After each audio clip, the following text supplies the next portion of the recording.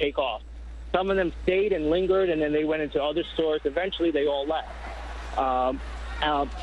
One of the most sort of, fascinating things in all of this is that the police kind of just stood by. They absolutely did nothing to stop it, nothing to prevent it.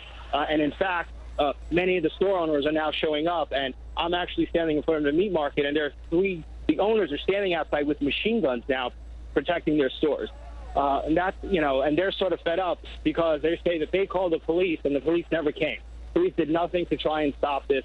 And, they're not happy about that.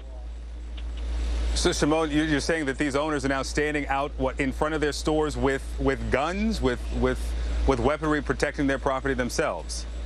Yes. I mean, there are 3 of them outside the Sam's Meat Market, and they are standing there with large-sized weapons, and 2 of them even have handguns in addition to the large-sized weapons.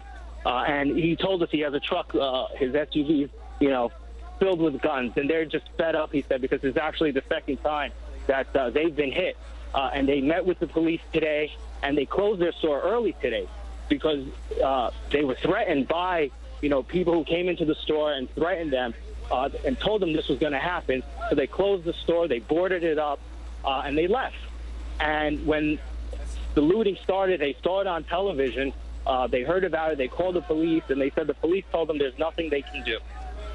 So, yeah, I mean, it's sort of like a thing now where these people are sort of taking, into their own hands. All right, Shimon Prokopez, CNN producer, standing there watching what's happening now. Store owners, as he's reporting, with guns, they're protecting their stores, and he says that they have more.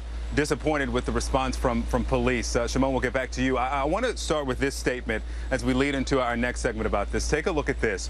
If American history has shown us one thing, it is only violence, protests, and massive civil unrest that ever leads to any substantive change. That's a statement from our next guest. He'll join us to explain after the break. Keep it here.